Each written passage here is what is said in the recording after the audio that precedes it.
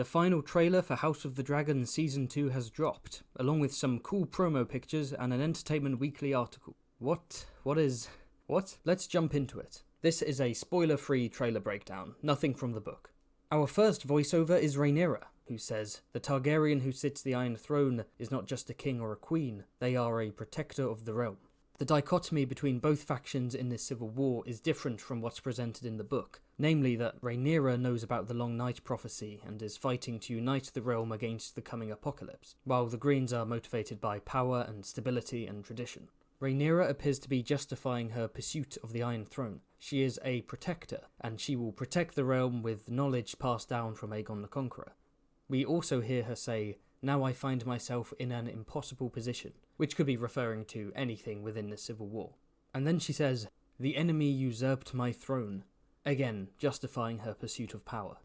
The trailer opened with Daemon walking in a suspiciously empty throne room. It cuts to the Iron Throne itself, coated in a flash of lightning. We've seen this shot before in a previous teaser, but with Aemond walking up to the throne.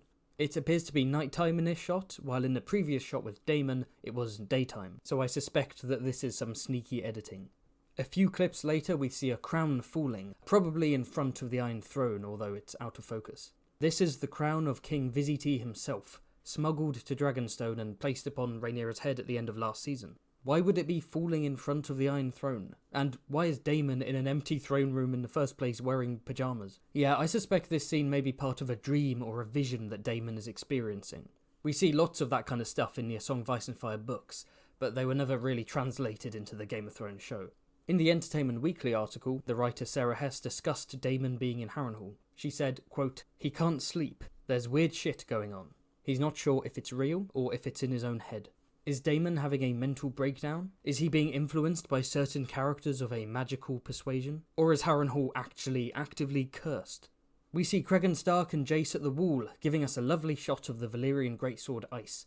Later on in the trailer we see their faces, and I for one am outraged that they cast a 22-year-old to play a 22-year-old. Jace is in the north to persuade the Starks to rally behind his mother. Perhaps Cregan is taking the young prince on a sightseeing tour, or perhaps Jace is telling the young lord about the Long Night prophecy. We don't yet know if Rhaenyra has passed that information on to her firstborn son and heir. Alicent walks through a field towards a lake, perhaps the lake from the previous teaser. She's wearing a dress in this new shot, while in the previous one she was wearing undergarments, so perhaps she's stripping to get into the water for some reason. Interestingly, her dress here is more blue than her usual green getup, and the last time she wore blue was the first 2 episodes of Season 1. This may represent her regressing to her teenage state of powerlessness and loneliness as the Civil War rages on. Later on in the trailer we get quotes that we'll explore later, which suggests some sort of rift between Alicent and her children. So that may be where the loneliness or the lack of power is coming from. Sea Smoke, Laenor's dragon, flies ahead. Will Laenor return? Will Sea Smoke remain a riderless wild card with his owner on holiday? Or if Laenor died in Essos, will someone else claim him? 3 dragon eggs. Let them cook. Last season, Daemon explained that he had a score of eggs incubating in the Dragonmont. The side with the most dragons has the greatest advantage, although of course dragons need riders in order to be useful. Some shots of Rhaenyra now, dramatically walking, dramatically staring at the sunset on Dragonstone. Heavy is the head that wears the crown. An angry mob streams through the streets of King's Landing. Last season, Lord Corlys proposed blockading King's Landing with his fleet, and of course, when the High Lords play their Game of Thrones, it's the small folk who suffer. We saw bread riots in Game of Thrones during the War of the Five Kings, so this might be something similar. These hands reaching up may be commoners grabbing someone or something, or it may be a scene unrelated to the riot. A dragon flies over a forest. We see this forest a lot in the trailer. Soldiers marching through it, knights riding through it, dragons flying over it. King Aegon II enters the throne room with his squad, who I've discussed in my previous trailer video. Martin Rain, Leon Estamont, and Eddard Waters hiding in the back. I like the little red lions on Martin Rain's collar, that's a nice touch. Like a good little simp, Martin proclaims, "All hail King Aegon." At first I wondered if these characters were going to be merely representatives of Aegon's supporters in Westeros. Rain for the Westerlands, Estamont for the Stormlands, Waters for the Crownlands, etc. Potentially a Velaryon bastard, as I've discussed before. But in a behind-the-scenes video we can see them chilling with Aegon by the Iron Throne, and having a cheeky trip to Nando's. They're being set up as Aegon's friends, giving him allies to bounce off of who aren't, related to him. Rhaenyra tells Rhaenys, "The enemy usurped my throne." This is the same scene as in the previous teaser, where Rhaenys cautioned her about spilling blood. Rhaenyra picks up a nice sword and thrusts it forward. Is she inspecting the sword, training with it, displaying it as a show of force, threatening someone, defending herself against someone? I'm not sure. Next we see an armoured Daemon talking to an armoured Rhaenys. "We're going to King's Landing," he says. Perhaps the Blacks have a plan to seize the city. How does this tie into Daemon's plan to seize Harrenhal as a base of operations? As we know from the previous trailer, the Greens are not unprepared for such an eventuality. Aegon's small council is in session. This map in the corner appears to be a map of the south of Westeros. We see it again a little later.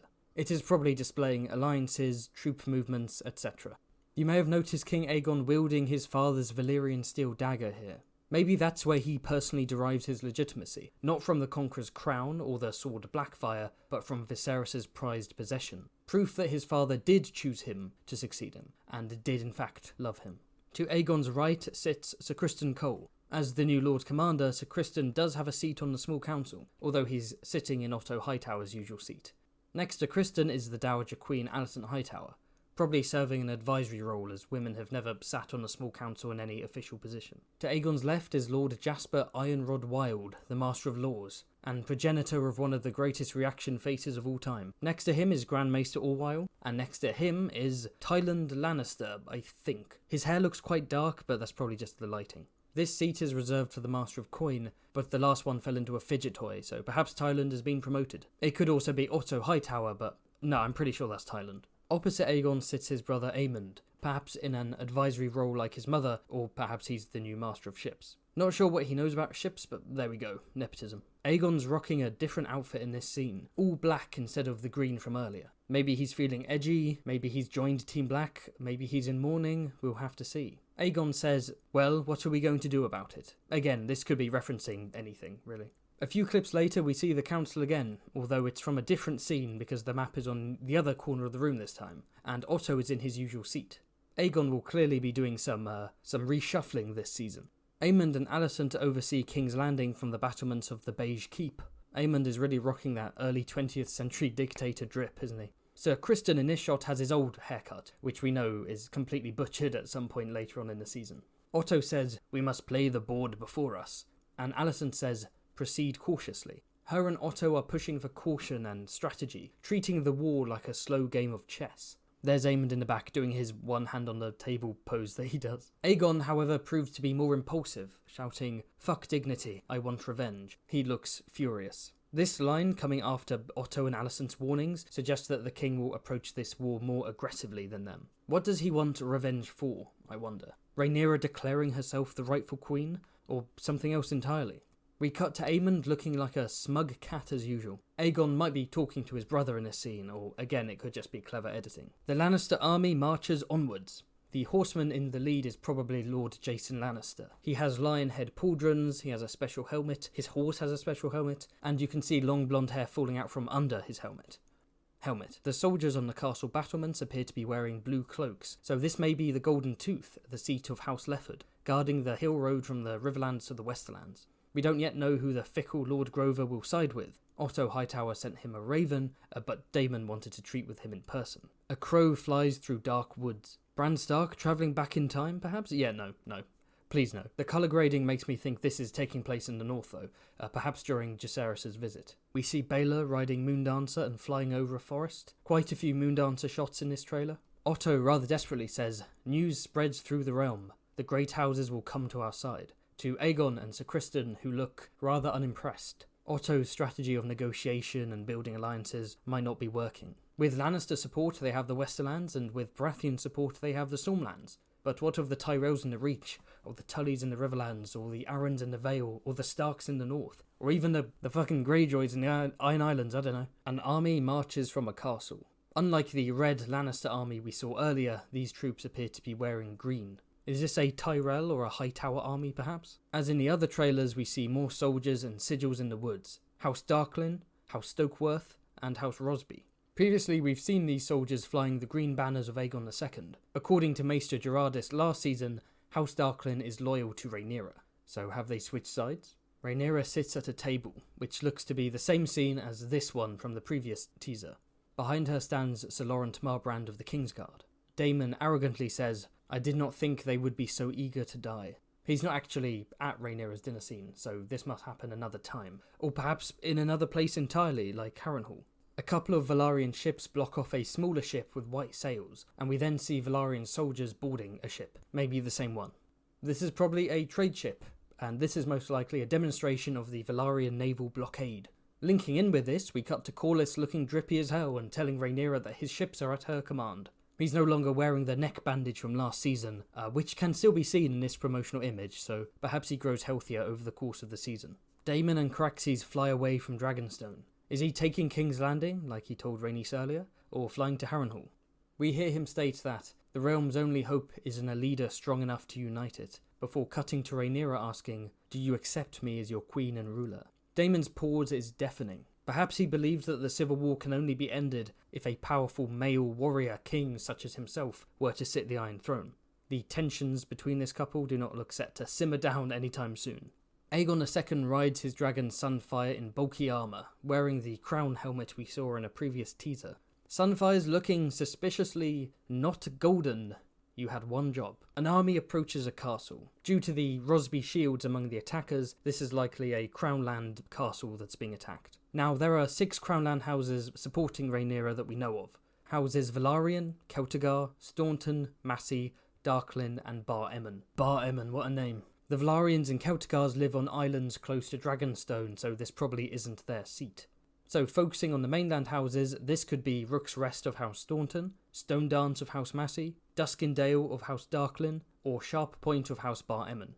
An exasperated Alicent says this senseless war must end, to which Aemond replies, "Would you not have us prevail?"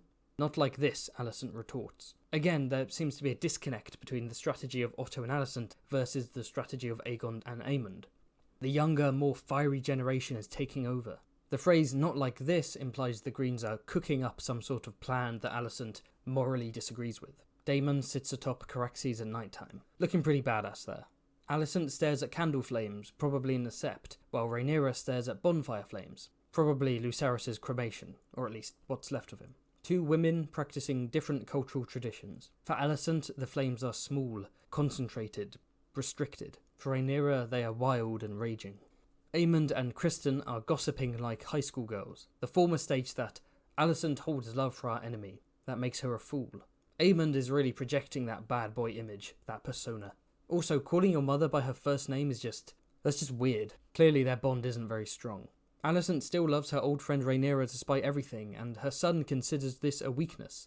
But why is Aemond saying this to Criston Cole? Criston is a bit of a simp for Alicent. So if factions are forming within Team Green itself, is Aemond trying to bring Criston onto his side? We see the same shot of people riding the north that we've seen in every single damn trailer. I'm pretty sure that's the wall in the background, so this could be Cregan introducing Jace to the Night's Watch. Another shot of Baelor and Moondancer, this time chasing men on horseback. We cut to Criston and his fellow warriors desperately riding to the woods. Don't worry mate, once you reach those wooden trees you're safe on Dragonfire, trust me. He's wearing the hand necklace we've seen in previous trailers, the same one worn by Tyrion during the Battle of the Blackwater. Here Rhaenyra looks dishevelled, possibly grieving for Luke. This is contrasted with Aegon himself looking distressed late at night, wearing the green outfit from earlier. Could this be the transition period between the green outfit and the black outfit? What event is sparking this emotional reaction and costume change, I wonder? In this scene, either Sir Eric or Sir Aric Cargill is fending off with a sword. We can't really tell which one it is because, they're identical twins. Who are they fighting and who are they protecting? Daemon in his pyjamas creeps through a passageway. I'm feeling this might be another trippy Harrenhal scene late at night. We see a surprisingly vulnerable Aemond, shirtless and without his eye patch, resting on a woman's lap. He may be temporarily ditching his bad boy persona, revealing his true naked self, scars and all. Is he processing the death of Lucerys? Does he blame himself for the war? Or has something else happened? And whose lap is he resting on? It could be a prostitute he's hired. The actress for the brothel, Madam, from Season 1 is apparently returning for Season 2, so it could be her. It could also be his sister Helena, who he clearly has affection towards, although you don't see any Targaryen hair in the background. Although Larys Strong keeps hiding in all these trailers, we do hear his dulcet tones. The enemy without may be fought with swords. The enemy within is more insidious. He's ingratiating himself with the Greens. stirring up fears of internal enemies, placing himself as their spy master. Someone puts on a glove. Not much analysis there, it's a glove. Now here comes the most interesting shot of the trailer in my opinion. Someone stepping into water, surrounded by bodies. They either land on their feet or they fall forwards. It's unclear as the camera twists down and goes down into the water. So this might just be a cool transition, or maybe it's something more trippy, like, a vision, a dream, something relating to Daemon again, perhaps. Here we have Alan of Hull in Valyrian armour, played by Abu Bakr Salim. We also see him in a promo picture beside Corlys. He's the brother of Adam of Hull, who we see in the previous teaser. Another intriguing shot. 3 women covering their faces with fans. My first instinct was that this was Helaena, but I'm not so sure. The eyes aren't quite the same as Helena's, especially their bold seductiveness. The actress Kika Green was hired for season 2, and I think this is probably her. She's playing a character called Copper Penny, a dancer or a prostitute, maybe both. Yeah, why not both? Here we have Rhaena, rocking a wig that doesn't look like a bird's nest. That's a nice change. She's staring at something in shock. Maybe she's just read the alleged leak about her character storyline. Baelor dive bombs on Moondancer, and we see a classic Dragonfire battle scene. The Rosby sigil can once more be spotted. Oh hey look, it's Mysaria the White Worm. She's alive. She survived the arson assassination attempt, who would have guessed? She has a mark on her neck. I don't think the actress has this, so I'm wondering if it's related to the attempt on her life in season 1. Mysaria says, "There is more than one way to fight a war," in a very different accent than we're used to. Seems like she's toned things down a lot. It's hard to tell just from one line of dialogue whether she's rocking a subtler foreign accent or just embracing her natural English accent. She's right, of course. War isn't just about battles, but also intrigue. Spying, scheming, assassinating. We see a man in a dark passageway holding a torch with a doggy. A guard of some sort, maybe. A bearded man with a torch turns to face another bearded man, so one of these might be the guy from the previous shot. A coin is dropped into someone's hand. More scheming is afoot.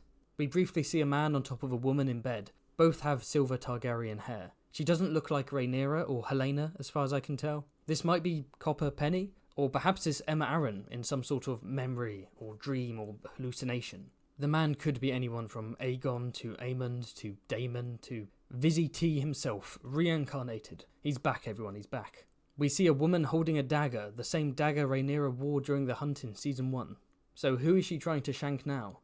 Gold cloaks hold back an angry crowd, so this is probably the riot. Alicent and Helaena are in trouble. The Kingsguard behind Alicent looks like Sir Harold Westerling, which would be very confusing seeing as he tore his cloak off and stormed out of the Green Council last season. It could also be Sir Rickard Thorne, who's played by the newly cast Vincent Regan. It's so nice having consistent casting with the Kingsguard, like they're not just a bunch of interchangeable helmeted knights like in Game of Thrones. Remember when they all turned into Darth Vader? What the fuck was that about? Anyway, we see more chaos at the forest battle scene. Horses riding, soldiers flying, fire and blood galore. Rhaenys rides on the Red Queen herself, the spiky Mellies. God, her design is so awesome.